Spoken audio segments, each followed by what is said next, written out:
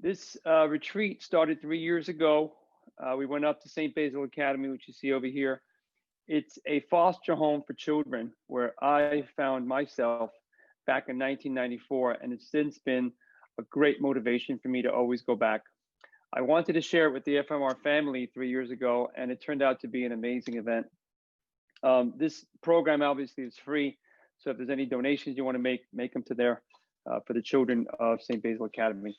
It's in Garrison, New York. It overlooks the Bear Mountain River, Bear Mountain, and across the river is actually West Point, our Naval Academy for the United States of America. So it's an exciting place to be. When we got together last time, well, you have my information. Those of you who don't have my information, today's program will be given to you as a PDF, as well as the business of dentistry. We have a separate lecture on the business of dentistry from an office manager's perspective, and you will get the full PDF of that as well. That's my contact information. Most of you know that already. My inspirations for today, all these people, I'm quoting a lot of these people throughout the presentation. Some of the quotations are my own, but a lot of them are inspired. I put their inspirations together in the program today. So it's sort of a mixed bag of a lot of things that inspire me, and I know inspire a lot of other dentists as well. So when we were together last year, I had everybody kind of put together what FMR meant to them, what the feeling of FMR brings to you, how it changed your life, how it's involving your life, and everybody had their little words to put together. And I thought it was really exciting to see that. And I ask you today now the same question. What is it that makes it exciting for you if you've already been in? If you haven't been in part of FMR, this is your first sort of time to see us and introduced to it. Well, I think it's a great start because it's definitely going to motivate you. If you're in dental school, if you've been out for 5 years, if you've been out for 20 years, there's going to be something you're going to take away from today. I'm hoping that'll help your practice, help your family, help your vision of what you want to do and what you want to create in this profession called dentistry. And as you can see here, a lot of the things that were written down last year really kind of brings together what we're all looking for in our profession. Unfortunately, when you were in dental school, and some of you are still in dental school, maybe you get lucky and you get 1 or 2 mentors. Some of us get 5 or 6, but if you can get 1 or 2, it's okay. And some people get none. I mean, they don't find anybody to help them out. So this is really what it's all about. It's about getting the dental students, the young dentists, the dentists who've been practicing, the faculty, the attendings all around the country, and bringing everybody together to have this conglomerate of help, of support system, of talking things through, of treatment planning the cases, of feeling that, hey, I got a mistake, I have a problem, can you help me out? Or I have a legal problem, or I have a contract that I want you to look at. Am I doing the right thing? Am I walking in the right path for my profession? And I always say, think back to what was the reason and why is the reason that you became a dentist? What was that feeling? It was either a role model that you saw. I had an accident with my teeth that brought me to the dentist. Other people have situations in their family. Other people, again, it could be many, many things. But there's a reason that why you want to do it, to help people, to get a profession, a business that I can control myself, that I can really make my own time and really dictate the amount of quality of my life that I have instead of working a 9-to-5 job. There's got to be something in there that turns you to want to become dentistry. You've taken the courses, you've taken you've been through dental school. It's a torturous process. And you finally get out and you want to kind of see the light at the end of the tunnel. And then we get hit with COVID. So I understand the frustration. That's really what I want to bring about, that through all this difficulty, there's people that want to help you. There's people that are here for you. We've been through it all. And again, it becomes a motivational type of thing. So the first thing, first and foremost, is you have to, for 2020, I do this every year.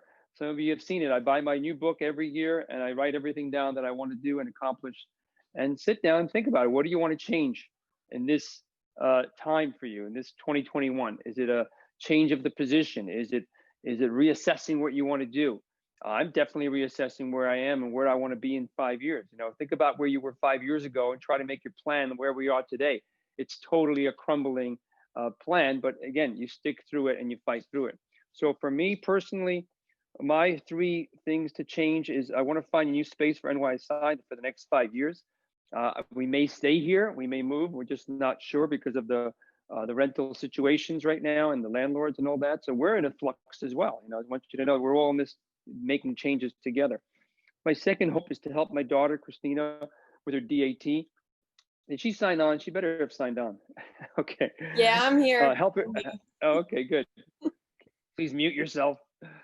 I want to help her through a DAT and get into dental school, hopefully next year, God willing. And then go to all the FMR cities. My dream after meeting all of you throughout this process, some of you who don't know, we've been giving these restorative sessions for the last 6 months, which is a whole new different world of education for me. I had to reinvent what I needed to do to get through to the doctors around the country.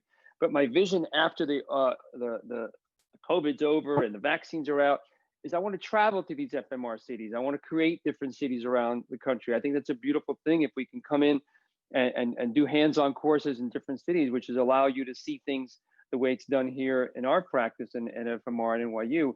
I think it's another beautiful way to share the knowledge and share the commitment to everybody. So that would be my three things for today. Hey, Doc, how are you? So 2021, listen, it's about adapting to change. The things that have to happen for you to be a little bit more successful this year than last year is you got to be able to switch and change and make some changes and see the right path. So having that sort of insight of what's the best thing for me. But a lot of times I say, and a lot of people have been asking me questions, and I'll say, you got to stay the course, stay where you are, don't make any major changes, but kind of figure out, is this the best place for me to work? Do I see myself in a different type of practice? Now that I've been exposed to new things, maybe I don't see myself working over here. But again, don't make the change right now. Stick it out for 2 or 3 months. And the next 2 or 3 months are going to be very critical. We've gotten through the hard stuff. Now we kind of navigate through this next 3 months. Not going to be that busy. You got to kind of hold the fort together, reduce your spending, kind of focus on that. And then make the vision in April, May, where am I going to make the next move? And it's definitely a time to reevaluate. It's definitely a time to replan. But it's not really the time to sell a practice and buy a practice. I get a lot of phone calls right now, the last couple of months. Hey, I want you to buy my practice. I'm like, I don't know right now. There's too many variables. I'm not really sure. It's not the time to sell your practice. You're not going to get value for your practice. So stay the course, get your numbers together, get your paperwork together if that's the situation that you're in. What I do see this time is a good time to merge. Go into somebody who's your friend. You can share expenses with someone else. It's time to merge, even for a year or two. If you can move the practice into a lesser, financially less burdenous situation, that's a very good decision. Share the responsibility with other friends that have the same kind of value system as you have. The funny thing is, as we graduated back in '89, we had the AIDS epidemic. That was what I kind of got graduated into, watching my needles and saying, I don't even know who has AIDS. I mean, there was no testing, so we didn't know who had it. Everybody had it as far as we were concerned. We went through the stock market crash. We went through Black Monday 1987. So I've lived through that as well. 9/11 here in New York City was a disaster. The IPO bubble that burst and people lost thousands of millions of dollars. And then we had the 2008 financial crisis. Listen, in your career, in your dental career, if this is where you're starting, it can't get any worse, right? It's got to get up. It's got to go forward from. So think of the positive, not the negative. And then how to grow during these times. At this time, you have more time. Everybody has more time. So to me, it's about education. It's about education to be able to say, hey, you know what? I have extra time right now. Yes, I may have to take out a savings to take some educational courses, but this is the time to do it, right? You're not that busy. So, hey, let's take the courses now. Let's reassess my investment into myself again. This is the time to relearn it. So when the economy gets back going in 6 months to a year, hey, I have new skill set. I can see things differently. I know those of you taking the FMR sessions, the 25 sessions, I've gotten emails. So I know if I get 10 emails, that means there's 100 people that have been affected. That you see things differently than you did 6 months ago. Your treatment planning case is different. That's the biggest compliment I can get when I get those emails. So thank you for that. I see that most of you have been growing through these sessions. So I know it's a good thing to be in that kind of world. Surround yourself with good people. I think FMR is an honest, integrity-full group with tons and tons of knowledge that want to share. Surround yourself with people that want to do the same kind of dentistry that you want to do. That's going to get you to the next level. So I want to designate our groups here. And we have three kind of groups that I've identified. Obviously, it's the residents, some of you in dental school, in residency, getting out, 1 year's out, 2 years out, you're kind of trying to make your situation. Group two, you've been out 5, 10 years, you've been practicing, maybe you even started a practice 2 years ago, which was a very bold thing to do, but now the economy is not so good. So it's tough because you have expenses, you have note payments. Again, when it comes down to finances and financials, you got to call the banks, you got to call the bankers and say, hey, I'm in trouble, I'll pay whatever I can. You can't get into this mentality like most of us have. We've always paid our bills on time. All dentists do that. That's why we're a good commodity. We actually have honesty and integrity. But you can't let that eat you up that I can't make my payment. You got to make that phone call to the bank and say, listen, I need a relief here. And if you haven't done it already, you got to do it now. Now is the time to do that. So the good news is for the graduates who have these loans, you have to ask for forbearance from the banks. And believe me, if they're not giving it to you, a lawyer letter has to go out and says, hey, so-and-so is not capable right now, the finances are down, and we're going to offer you $2,000 instead of $5,000 a month. We're going to offer you $1,000 a month instead of $5,000. That's all we can afford at this time. We'll pay it back slowly. We understand we're going to owe the money, but we'll pay it back slowly. So there has to be a forbearance of loans. In terms of the group one, your focus is now when you get out, if you get out this year or next year, I like to use our 3-2-1 rule. The 3-2-1 rule says, I'm going to get a job somewhere, a DSO, a clinic, 3 days a week to pay my bills, $200 a day, $300 a day, whatever it's going to be. And I understand those 3 days, I'm going to go work for a clinic. The other 2 days, you're going to find an associate job. Associate where a place is a fee-for-service practice that you can see the reality of dentistry, the way it goes on. Maybe a half and half fee-for-service PPO practice, but a nice, beautiful office that you can work as an assistant, as a hygienist, as an extra dentist. And believe me, the group 3 people, I'm going to talk about hiring associates. It's very important to do that. And then the other 1 day, so you have 3 days that you're in clinic, 2 days that you're working for a good practice to see how good practices are run, and the 1 day you leave for education. When I graduated in 89 to 91 pros, I spent that Wednesday, every Wednesday, going to different offices and learning, taking CE. I did that for 7 years. So those of you who said I did enough CE for the next 2 years, I'm done, it's not enough. There's too much things that you don't know. There's too many things, too many procedures that you're not sure of, and you have to go see them. Visually go to the offices and see them. We've had over 100 dental students, dentists visit us in the last 6 months, coming in and shadowing. So again, I invite you all to come shadow with us. I think it's a great opportunity. The other faculty in New Jersey, in Staten Island, in Brooklyn, all of us are here for you to shadow. If you don't shadow, you're not going to really get it. And every day you shadow, and I heard it from everyone who has done it, I learn something every day I come. And that's the most important thing. Every day you learn 1 or 2 little tricks, 1 or 2 little materials, 1 or 2 little techniques. I didn't know you can do that. I hear that all the time. So that 3-2-1 rule with the young dentist, 3 days a week, you're working somewhere, getting a salary, 2 days a week, you're trying to be with a good office, and you have that 1 day that you're always learning. It's a very important part of your education process. And also you want to find offices that are amenable to shadowing. You don't want to go into an office that says come shadow and then they don't really teach anything. They leave you in the back office and you don't really learn. So it's got to be an office that really wants to learn. In terms of how do I pay down my loans? I got this question from Shannon. It's a great question. How do I pay down my loan, pay my rent, and save some money? How do I possibly do that in the next 2-3 years if I just got out of school? Well, here's what it comes down to. There's a formula. Whatever you make in your weekly salary, meaning your take-home salary. So if you make $2,500 a week and your take-home is $2,000, then your rent cannot exceed $2,000. That's number one. So your first payment of the first week is paying towards the rent. If you're trying to get a $5,000 apartment and you're making $2,000 a week, it's not going to work out, right? So your rent has got to be equivalent to how much take-home you get per week. Your second payment is you're refinancing your loan. So if your loan is $5,000 when you come out, you need to go to the bank, you need to go to your parents, you need to go to someone who's going to help you refinance it in terms of a longer spread out, which becomes, instead of $5,000 a week, back to your weekly number, $22,000, $2,200, $2,400, something like that. So that your first week is your rent, your second payment is your note payment. If your note payment's $5,000 and you're making $2,000 a week, you don't have enough money. You have to refinance it in a longer term to get down to $2,000, $2,400. Your third payment's going to be to save. You're going to save $1,600 a month. If you're making $2,000 a week, $1,600 a month got to go to savings immediately.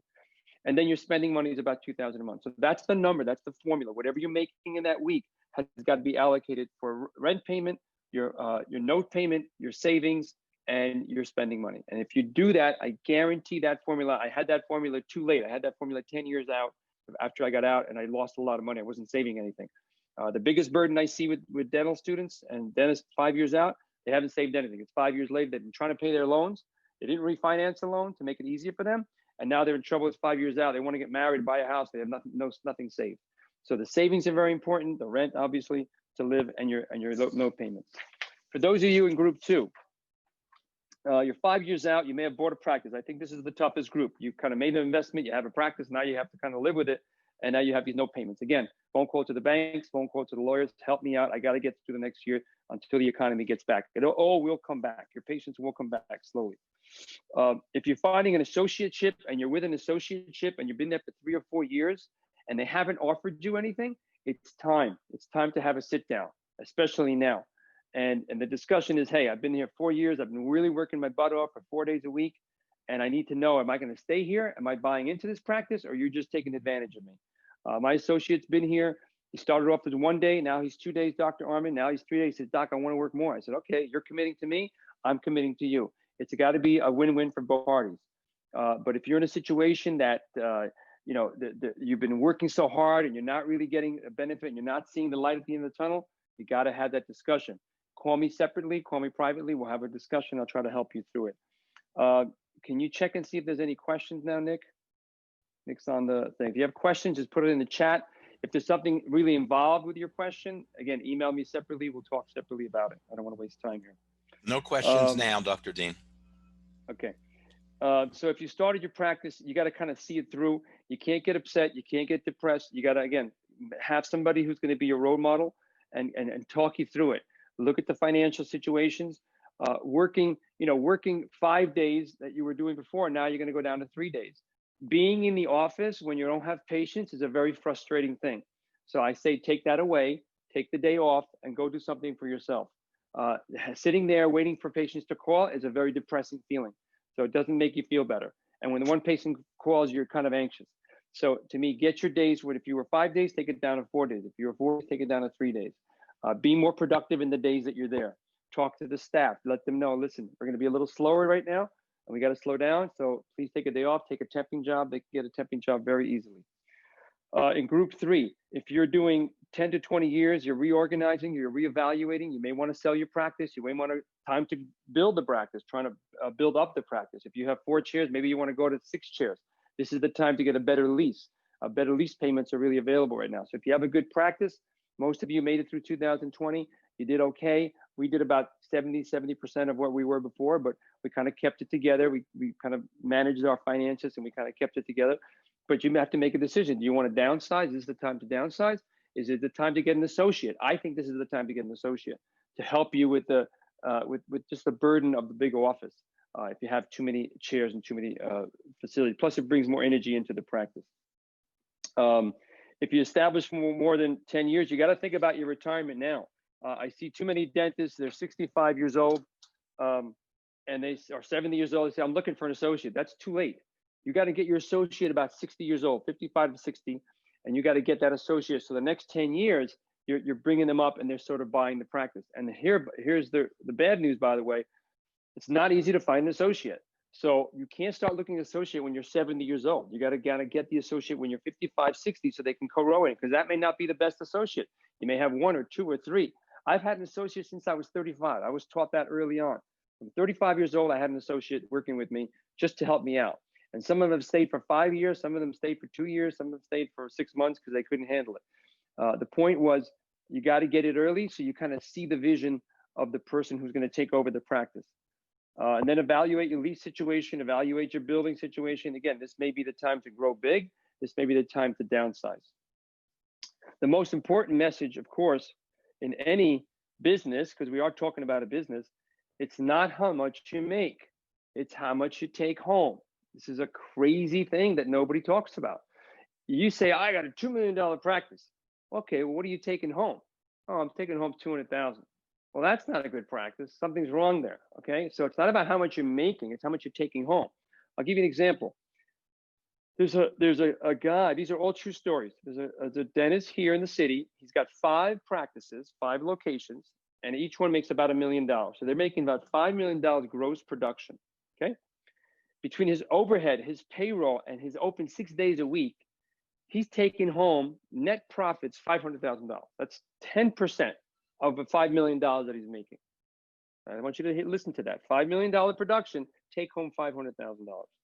There's another dentist that I know in the city. He has $1 million practice. He's got 2 staff members, 3 chairs, works 3 days a week.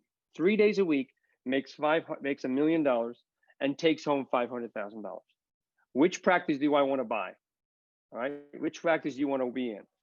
Obviously, 3 days a week, he's doing his hobbies, he's doing his fun, he's got time with his family, and he's still making the same amount as the other guy spinning his wheels. So it's not about much money you make, it's how much money you keep. You got to work smarter, not harder. I'm going to give you 3 business scenarios. It's really cool to look at this. These are all true stories. Dr. Johnson he's 10 years out, has a 4-day practice. He's in New Jersey, 1.1 million. He wants a second location, property, 400,000, practice 300. So it's a $700,000 investment. Day one, when he buys that practice, he's supposedly going to be making $1.8 million. I want you to think about that. Dr. Roberts is working in a DSO 3 days a week, 2 days in another office, buys a chair. He wants to buy a 5-chair practice that's grossing $750,000, expand to 10 chairs, get a group practice going in the next 5 years. He's 10 years out, has good reputation, has great, taking a lot of CE courses. Okay, he's going to buy a new practice and start it new. Dr. Lawrence is out of 5 years, has a great aesthetic hands. He asked to join a very big prominent group in Philadelphia. He's promised $500,000 salary, and he'll get a buy-in option after 5 years. Now, if you wrote down on your change list or what you want for 2021, if you wrote down money, time, business, working out, health, whatever you wrote down. But if you wrote down money, I want you to pay attention. These 3 scenarios. Who gets to gross collections after $2 million first? A, B, or C? And you can answer with Dr. Simone, he'll let me know. Who gets to $2 million first? The guy who's got 10 years out and has 1 practice that's doing well and buying another practice for 700. Dr. Roberts, who's going to buy the practice for 750, expand to 10 chairs and get a group practice in a great area. Or Dr. Lawrence, who's going to work for a beautiful practice, a very, very prominent group, get a $500,000 salary. Who's getting to $2 million first? Anybody? So they're talking about dental business right now. Anybody? Want to shout out an answer? A, B, or C? Choice B. C? B. No, not C. This guy's working. He's gonna learn a lot. He's gonna learn a lot, but he's not making $2 million for a long time. B. Why not A? Because A is producing 1.1 and he's getting a second practice that's doing 700. He can't increase this practice to 2 million because he can't work both practices. He's gonna have to hire somebody. It's gonna take him a long time to get to $2 million. Dr. Roberts is B. He's buying the practice for 750 and he's expanding to 10 chairs and getting group practice, bringing more doctors in. This guy's got a good formula. Okay, just understand, buying a second practice is very difficult. It's very difficult to be here 3 days and run over there and make the same amount of money 2 days. You're running back and forth. It sounds exciting. I got 2 practices, but unless you have somebody to work there, it's a very, very difficult thing. And to find a really good dentist who you trust, somebody else who's not going to be stealing and doing things that are unethical, is very difficult. They all work. It's just a matter of what you want first. If you want to learn, can you mute them? Somebody's not muted. If you want to learn a lot and learn good techniques for the next 5 years, hey, that's a great scenario. Number C is a great scenario. That's what happened to me. I joined a big prominent group. It was not about the money. It was about the learning. And boy, oh boy, did I learn, because I went into it with the right attitude. I didn't go into it with an attitude, I'm going to make a lot of money. I went into an attitude, I'm going to learn a lot from this practice. And that's a good scenario. And that's why I say you have to know what you want. If you want to make a lot of money in dentistry and that's all you care about, call me up. I'll tell you exactly what to do. Okay. But if you want to learn a lot, that's a different story. First 5 years out to me is all about education. 7 years out. Somebody said, I want to buy practice. I'm 2 years out. I found a great practice to buy. I don't know if it's the right situation. You don't have enough knowledge to run $1 million practice. You could buy a $200,000 practice. You can kind of manage that. But to go buy $1 million practice 3 years out with no real hand skills and people skills, very, very dangerous. Not that you're going to fail, but you're definitely not going to succeed in a higher level because you're going to get frustrated in the business part of it. And that's why we have these discussions. Any questions at this time? Okay, let's go right into the business of dentistry. So in any business, now you've heard me talk about teeth for the last 6 months, all of you who've been on Zoom. There's a big business side of me that, again, I don't share too much because I like talking about teeth so much. But here it is. You have to know your markers. These are business markers in any business. Return on investment, your client acquisition cost. What does it cost you to get a patient in the office? What is the actual cost of that? The client retention, are you keeping the patients or are they leaving? I got 100 new patients this month, but I only kept 5 of them. Something's going on, right? This is not Nike. This is not the Apple store where you're selling a product and you're going to try to get as many people in to buy the product. You need to manage. This is a lifestyle. You're changing people's lives. You're becoming their dentist. And if you're giving them a special, like $99 cleaning or free cleaning and a whitening for whatever it is, that's a special to get them in, external marketing to get them in. Now you got to keep them. And that has to do with taking care of a person. And that's why people who do external marketing dentistry don't really keep 100%, maybe 50%, maybe 30% they keep, because they're getting a patient who's thinking about something that's cheap and has a monetary value to dentistry. So we'll talk about external and internal marketing in a second. Profit margin. Your profit margins got to be with your expenses. So what's your profit and loss number is very important to see to look at that. When you're buying a practice, I say, let me see the profit loss so I can take a look and see what's happening, where the expenses are going. And then your EBITDA is your earnings before amortization and interest. This is your take home money. How much are you taking home? If you're selling your practice, the first thing they're going to ask you is, what's your EBITDA? You're like, I don't know what that is. Well, that's the number that's left over before your taxes, before your interest loans. That's your EBITDA, how much is left over if you made or whatever money you've made. So let's get into that for a second. Now, why are the DSOs so popular? Well, the reality is the dental patient who's coming to the office kind of stays with their dentist. It's a very good business. Very few dental practices go out of business. Even the bad dentists somehow stay in business. I don't know what it is, but they still stay in business. They have a nice personality. The dentistry is not so good, but their personality is okay. So the dental companies, yeah, they're going to purchase these offices because they're purchasing goodwill, much, much stronger than external marketing on Facebook and Instagram and flyers, right? Because you're buying goodwill right away. They asked, this is a little survey that they did, what's the most frustrating thing about being a dentist right now? Running a business, dealing with regulations, dealing with insurance, keeping up with the technology, feeling like I have no leverage, I can't get good deals to get supplies. That's the frustrating part about most dental offices.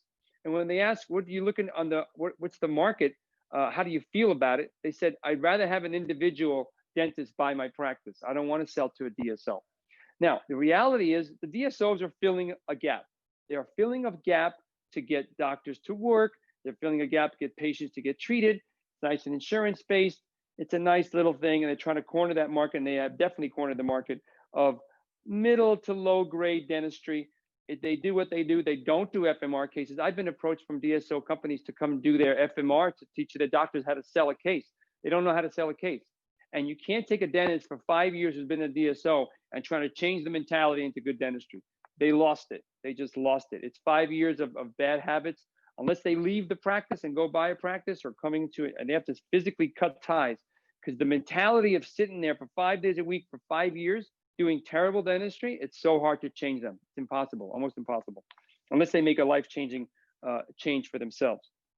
So the positives, okay, they manage your practice, they have staff, the contract, they do all this great, paperwork stuff. The negativity is obviously the quality of dentistry. They don't do big cases. The hours you may be working over hours. I don't like the contracts that are locked in. The materials choices and the lab limitations. Someone else is the boss. It's everything we always wanted to have in our dental career, and that's why it's very frustrating for a lot of dentists. But here's the crazy news. This is from DSO News. Heartland Dental celebrates record growth. Their record growth right now. Smile Partners completes multiple add-on acquisitions. So what happened? Everybody got scared. Everybody just sold out. I don't care. I'm out of dentistry. I hate this. I'm getting out of here. They never had control over the practice. They never loved dentistry. That's a lot of people, right? What we're looking at here, how many people do we have online there, Nick? 92 people. I predicted we're going to have 40 to 50.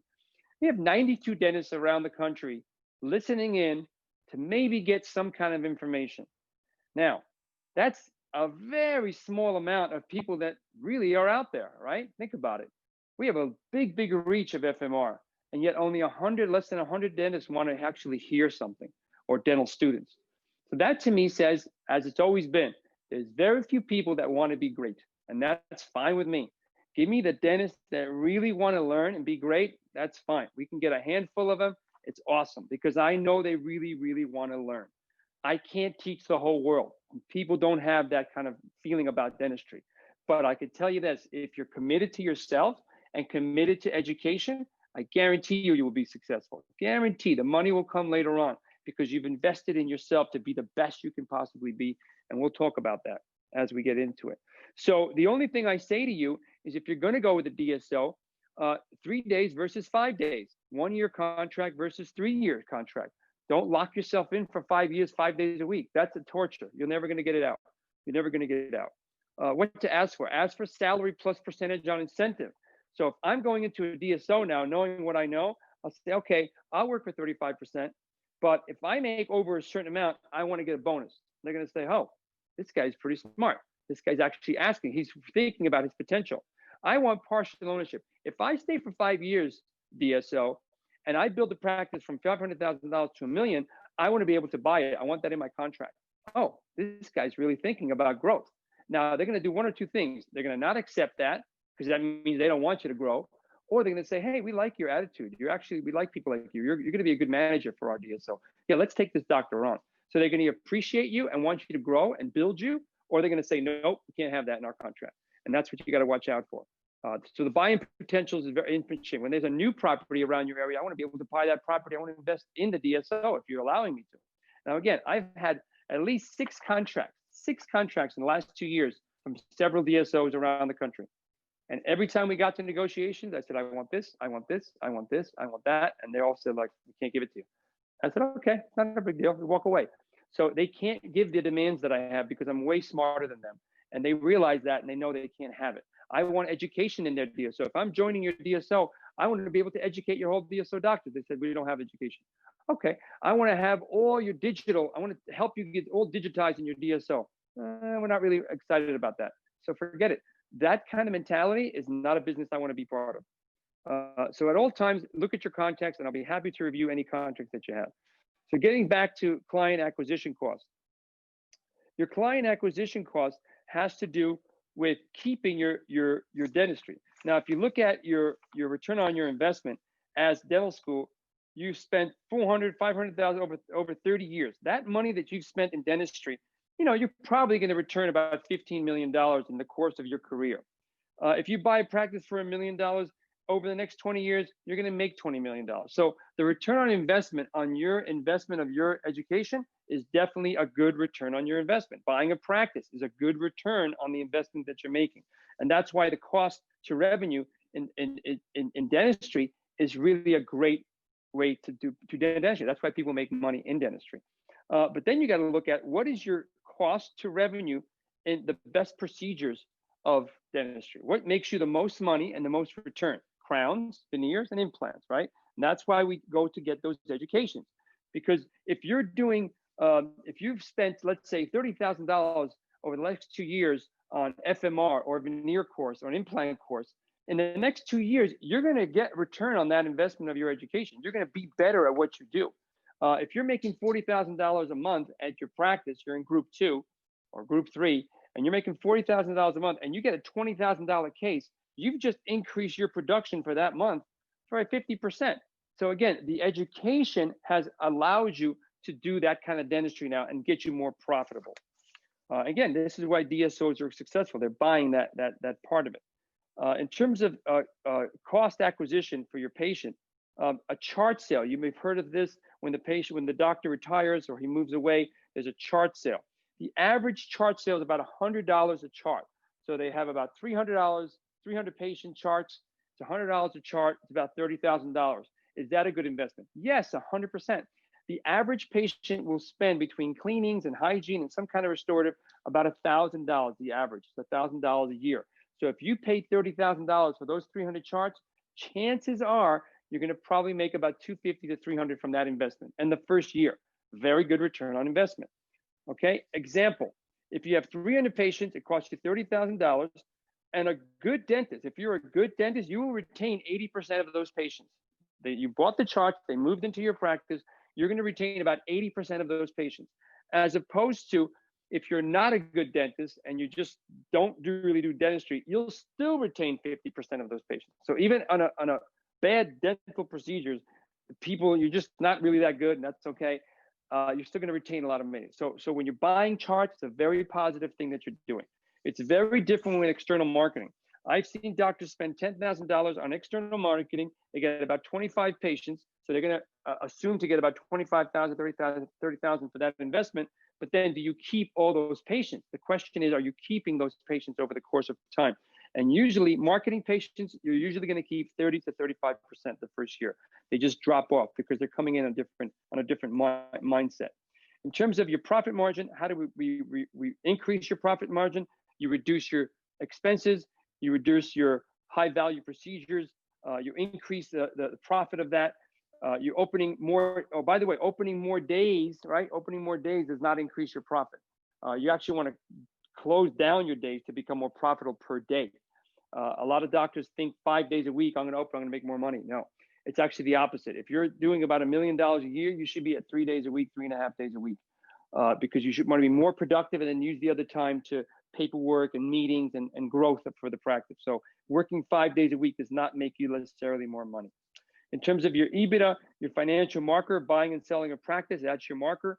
The practice is doing $1 million, you're taking home 200. The DSO is going to probably pay you about 900. A private buyer is going to probably pay you 80% of your gross. So the DSOs will give you a little bit more money for your practice because they're a big business and they want to outbid the young doctor who wants to buy you. But as an integrity perspective, and you have good integrity in your practice and you want to sell your goodwill, I'd rather sell it to a really good dentist who's going to take care of the practice and really grow the practice. Okay, what's our time, Nick? Okay, so now we get into no regret dentistry. I'm going to give you 3 scenarios. These are 3 scenarios that happened to me, and it kind of changed the perspective of what I was doing. Early on in my career, I did a single unit crown. I thought it fit well, kind of didn't fit well. I didn't really check it. I was rushing the day. I put the crown in, the crown gets decay, it breaks. I have to redo the crown. Now the tooth's hypersensitive. Now the patient needs a root canal. After the root canal, it's too sensitive, the tooth cracks, and now I need to extract within a 18-month period. Then the extraction's done, then the bone graft happens, then they do the bone graft, then they do an implant. So what happened from the single unit? What happened to me on that single unit? It has to do with the prep. We talked about prep design. It has to do with the final impression. But if it's not perfect, here's what happens. The impression's just not perfect. Your prep is just not perfect. And the question is, do I do it over? Do I re-prepare it? Do I take a new impression now? Or do I just kind of say, no, it's okay, it's going to be all right? Now, here's the issue. That particular crown, if it doesn't fit correctly, it's going to come back to haunt you. Something's going to happen because it just didn't fit right. So the decision, when I say what makes a good dentist to a great dentist, it's 1 second. It's 1 second when you say, let me take a look. No, I'm doing it over. It's not good enough. The prep wasn't good. Let me re-prepare. The patients are waiting. This phone call is happening, and you're sitting there making a decision. That 1 second that you retake that impression, remake your provisional, and remake your prep is the right decision of great dentistry. It comes down to that one decision, okay? And that one decision in this patient, not only did I lose confidence in the patient, I lost a lot of money, and I lost the patient. So it's not worth it. I get upset. I realize what happened, and I know it's 100% my responsibility. Second example. You're very busy. You have a new patient in room 1. You have a crazy patient in room 2. And the hygienist tells me, you got to go see Joanne. She's in the hygiene room. And I'm like, she's got perfect teeth. You know, tell her I'll see her next time. So that was this happened to me early on in my career. I said, I'll see Joanne next time. I got a crazy patient. I got a new patient. I got to take care of them. I'll see Joanne. She's been in practice for 15 years. We'll be fine with her. What I didn't know was the backstory. Joanne's husband had cancer. She wanted to talk to me in private to tell me. I was too busy for Joanne. I had a new patient and a crazy patient. So this comes down to priority, understanding what a priority is. A patient that's been here for 15 years, a family that's been here for 15 years, or the new patient and the crazy patient who I don't know the new patient, and I definitely know a crazy patient is crazy. So why would I be going that way when I should be going back to Joanne, who's been a really loyal patient for 15 years? Well, guess what happened? Joanne left. She didn't see me. She called back the next day. I called her back. I said, I'm really sorry I didn't see you. She goes, I got to talk to you. This is what happened with my husband. And then I felt really bad because the new patient turned out to be not a great patient. And the crazy patient was crazy. And I made a mistake. That was a priority decision that I made not to see Joanne. So then Joanne had a bad feeling. She had a bad taste in her mouth. And the next time she canceled her appointment, and then the family left. I lost the whole family because I didn't make the right decision. So I want you to put that in your brains that the most important things that people that have been loyal to you, not the new patient or the crazy patient. They're not important to you at that particular moment in time. They're important, but not as important as Joanne was. And I learned that lesson the hard way. Second molar endo, same situation. You're busy, you're crazy. It's a crazy day in the office and your good patient comes in. She's been with you for 5 to 10 years. And she says, I'm hurting, taking the x-ray. She says, yeah, I think you need a root canal. I'm going to send you to the root canal specialist. She thinks, oh, you know what? He's so busy. He doesn't want to do it. I know you're busy. You don't want to do it. No, I don't want to do it. Second molar endo. Like, no, I don't want to do it. Oh, please. This is where it starts. Watch out for this. Please, Dr. Dean, please do the root canal for me. I haven't done a root canal in 5 years, 10 years. Oh, please, come on. You can do it. I'll wait for you. I know you're busy. I'll wait for you to, wait 2 hours for you. So here's where you get suckered in. We call that sucker dentistry, hero dentistry. Okay, she wants me to do it for her. I'm going to go ahead and do it. She'll wait for me, right? She's doing everything she can to sucker you in. Second molar endo, ladies and gentlemen, is not easy. It's more than an hour and a half if you're lucky. And it usually turns out to be a headache with a broken file and other complications. So to me, second molar endo, no. I learned my lesson that day. Not only did I treat it, I made a mistake. It wasn't really good. The tooth ended up being fractured and extracted and all that. You need to refer Joanne out. Mrs. Jones, you got to go. I don't do it. You got to stand your ground. You're wasting her time. You're wasting your energy to get this kind of treatment done. You refer that out. So I call that heroic dentistry and sucker dentistry. They just sucker you right in. You're the best. You're the best. I really want you to do it for me, please. No, I don't do second molar endo. So in your sheet today, in 2021, in your book that you bought, hopefully you bought it, you're going to write down these things. I don't do molar endo. I don't feel comfortable with whitening. I don't feel comfortable with whatever that situation is. You got to force yourself to say, this is my limit. I don't do that. I don't feel comfortable with that. And that's okay. Periodontal surgery. Can you please do the surgery? I don't want that go to that other periodontal. I know you can do the surgery, flap it and do all that stuff. And you're thinking, oh, $2,000, I can do this. No, the answer is it's not part of your forte. So you have to know what you're comfortable and know what you're not comfortable doing. It's a very important question. We have a question? Yeah. Dr. Tony says, I'm in group 3. This is my year for an associate. I have put on a local dental association email, but I'm looking for an associate with options of buying. Do you recommend hiring a dental headhunter group? How else can I advertise myself and my offer located in Southern Indiana? I may need someone to hire. Yeah, so I don't know if I'd hire a dental company. I think I would start with the dental societies. I would post the ad wherever dentists find jobs. It's definitely a time for you, Tony. I know how you're practicing. I know your attitude. It's a great time for you to get an associate. And this is the way I would hire an associate if you're in that group 3. What I usually do is I have them come in 1 day a week for about 2 months. They got to come 1 day a week. I can pay them a little bit or not pay them a little bit. The issue is you got to find the right fit. So if you just get the first person who comes off and got a really great paperwork, they look really good, they present really well. Wow, this is the great. You don't know their personality. So I like to have them shadow for 2 or 3 times so that I kind of get the feel of their body language and who they are. They get to feel out who you are, and I tell them the truth. Say, I can't hire you until we kind of get to know each other. So 2 or 3 sessions once a week for a month, they come in. Now you can actually interview 3 or 4 people a week, or 2 or 3 people a week. I want to see them, how they react with my office man. I want to see how they react with the staff. So I want to see that personality kind of dynamic, and are they fitting into my group? I'm not just hiring anybody. The bad thing that dentists do, they just hire the first person that comes up. Oh, looks good. She looks nice. Oh my God, great credentials. Good, you're hired. And then you realize they can't make a prep, or they can't do it, or they get frustrated under stress, or they turn black, whatever. They get nervous. You don't want to be able to be in a position where now you feel bad because you just hired them. So you let them do the training. You let them do that for about a month. Then you slowly kind of figure it out, and then you go out with their families, as I would suggest for the associates to do with the doctors that you want to go work with. You kind of go out to dinner with the doctor's family, the father, you know, or the parent, or the father, or the son, or the wife, the husband, whatever. Go out to dinner so you kind of feel the dynamic of the family and saying, hey, I kind of like these people. These people are really honest, great people. I like hanging out with them. The last thing you want to go to work for somebody or hire somebody that you kind of don't get along with. That's not going to be very successful. If it's not exciting from the first 2 or 3 months, not going to be so exciting to, you know, it's not going to be exciting later on.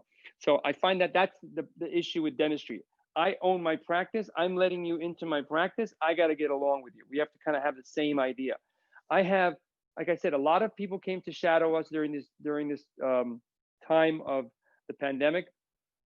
And there's some great dentists that I go, wow, I would love to hire. I love the body language and how they talk to my staff. They're very confident. They ask the right questions. They know how to keep quiet. They know how to ask the question when they have to ask the question. They're not intrusive. They're not on their phones. When I see a shadowing doctor come out with their phone, I go, excuse me, goodbye. Can you go to the office? You don't. If this is not interesting to you, it's time for you to go. So that's a big telltale of a dentist who wants a job who doesn't really care about what they're seeing. Okay, that's not a good sign. So recommendation, do not take out your phone in the operatory. Not a good sign for me anyway. Okay, so I hope that helps you, Tony. We can talk more about it. Mistakes and regrets. They must be addressed, but you can't get obsessed by it. You made a mistake, something happened. 3-unit bridge broke. Whose fault is it when the 3-unit bridge broke? Think about that. Did the 3-unit bridge last year, it broke in half. Whose fault is it? Because the patient has 3 different attacks. They attack different ways. They say, what did you do to me? I paid you a lot of money for this crown. Or they say, Dr. Dean, I know you're really good. You must have used the cheap laboratory. They attack the laboratory now, right? They don't want to blame you, but they blame the laboratory. Or they say, the assistant re-cemented it back then. She made a mistake. So they're looking to point the finger. Again, what's the reality of that? The reality is it's an accident. It's a flat tire. Not the tire's fault. It's not my fault. It's not the laboratory's fault. It's not the assistant's fault. I don't want to say blame it on them, but let's just say it's nobody's fault. It's a situation that happened, and now we got to take care of it. What's the policy of that? In your offices, whether you're an associate or whether you're an owner, whatever the situation is, in your office, you must have a policy on failures. It could be 30 months in some states. It could be 24 months in some states. That's the legal statute of limitation. Is usually 24 to 30 months, depending on the state you live in. So that being said, that's the legal that you're responsible for that procedure. Whatever you did, you're responsible for 30 months for that procedure. Now, what I do is I approach the patient like this. I say, listen, the 3-unit bridge broke. It's not my fault. It's not your fault. This is what it costs to replace it. Whether it's a laboratory fee or it's a $500 fee or a $1,000 fee, whatever I deem that's the worth of to replace it. And I say that you don't have to pay for my time again, but you have to pay for the laboratory work and the procedures. This is what it's going to cost to replace that bridge. It's not your fault. It's an accident. It happened. Now, if they can do 2 things. Not accept that, and I'm talking about a reduced fee, like 20% of the fee. So if there was $3,000, we're going to charge you $300 or $400.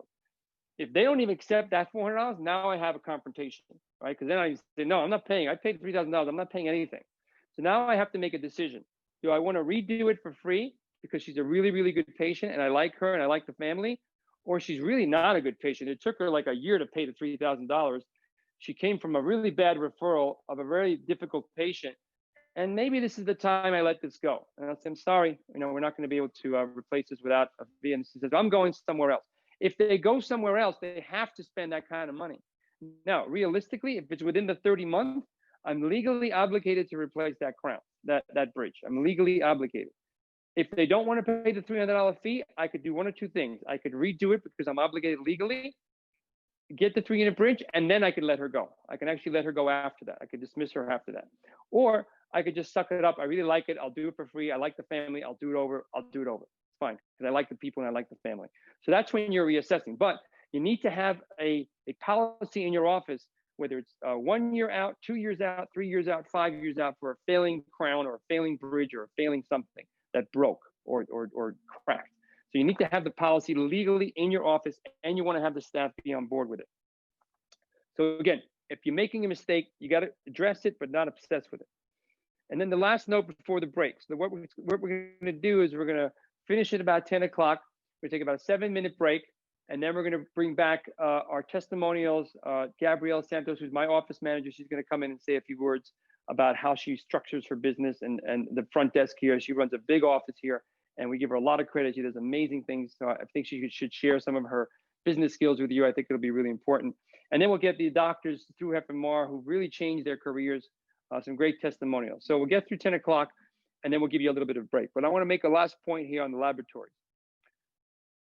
Laboratories is your cost. It's your cost of making a crown, a veneer, or reconstruction, or a laboratory, or denture, whatever that lab is.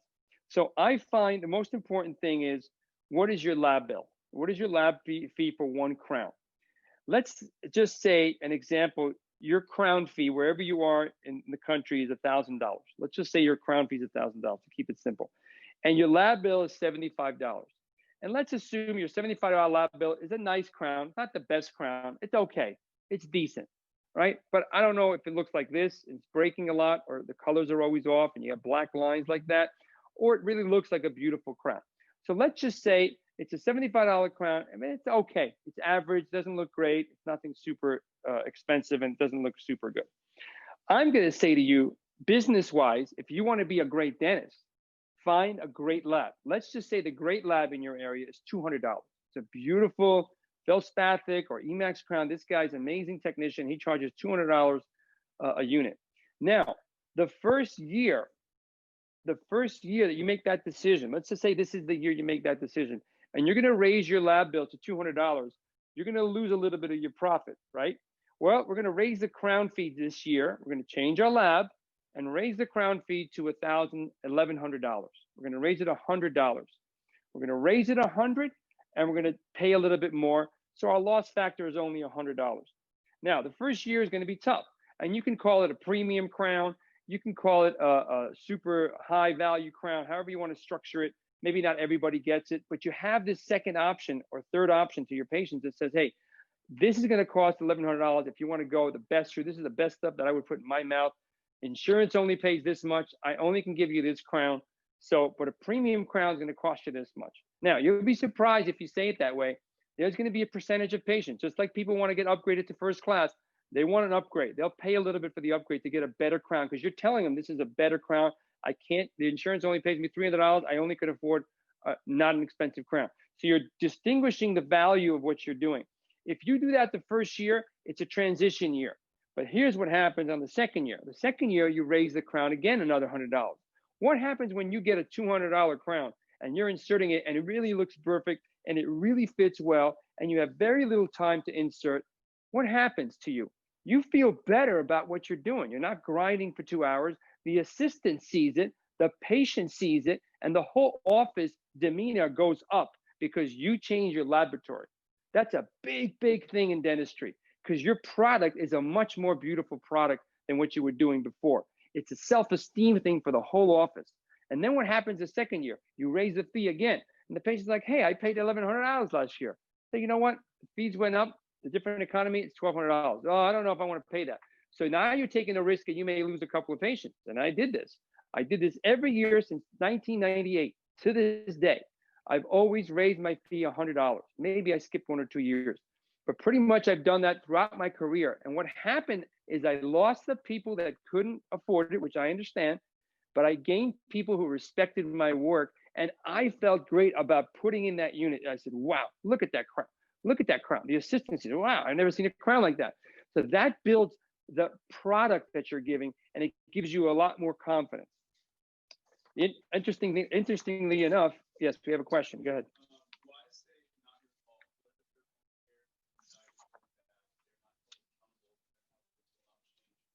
fault? Okay, so that's a secondary addition to the answer. Hey, listen, Mrs. Joanne, you know what? I'm looking at your history. You haven't been in for cleaning for 2 years. No, now you have decay underneath the crown. That's not my fault. That's an additional thing that you're going to put on them, as opposed to the patient who's coming every 6 months, who's a great patient and is really being honest. Yes, you always kind of give them their responsibility. Not it broke because of them, but I'm noticing you haven't been here in 2 years, and that could cause decay, which would cause a problem because the support system wasn't there, and your tissue's not healthy, and it's the leakage into the gum area. Yeah, you're going to put that on top of them as their responsibility for dental care, but still not saying it's their fault that it broke. Right? It's a wording thing that you have to be comfortable with the wording there. But that's a good question. So so the laboratory part becomes a big change in how you're delivering that kind of dentistry. And I think it's an important thing to look at. Those of you who've changed your laboratories into our laboratories, you see the difference of the aesthetics. A lot of the doctors at FMR, they'll say, oh my God, I can't believe these wax ups. They look so beautiful. And I put the temp in, the patient was, wow. So it's a big build in your confidence in the patient's perspective of seeing you doing great dentistry. And that to me changes the mood of your practice into a higher level. So they say, oh, I want to do more cases. I want to do more cases means you got to become better and you got to use better laboratories. Even if it costs you a little bit less to do that procedure, but you know that the mission of this practice is to be a phenomenal, excellent practice in our area. Yes, we have another question. Two questions. How long are we legally responsible for the crown after it breaks? 30 months, usually, depending on your state. And then if you are in network with insurance, is it legal to charge additional lab fee for better material? Okay, so if you're in network, there's a clause you have to find out. You have to call the company. Delta Dental, I think, allows it. Some other insurances don't allow it. So you have to find out from that insurance company, call them up, say, I want to be honest with you. I'd like to charge a premium crown. If I can pay a more laboratory, am I allowed to charge the patients a copay? And there's very, very strict rules. Sometimes they'll say, yes, you can do that. And other insurances will say, no, you cannot do that. So then the decision is, okay, now you have an insurance practice, and Gwen is going to talk about this later on. If you have a practice, and let's say your practice right now is 80% PPO or HMO, and you have 20% fee for service. There's got to be a conscious decision, and you say in 2021, for the next 5 years, I'm going to make a change. I'm going to get rid of these $300 crown insurances, and I'll stick with the $500, $600, $700 crown insurances. But I'm getting rid of these 300 ones because they just torture me, and I can't really do good dentistry. So you just made a switch. You raised your fees for your fee for service.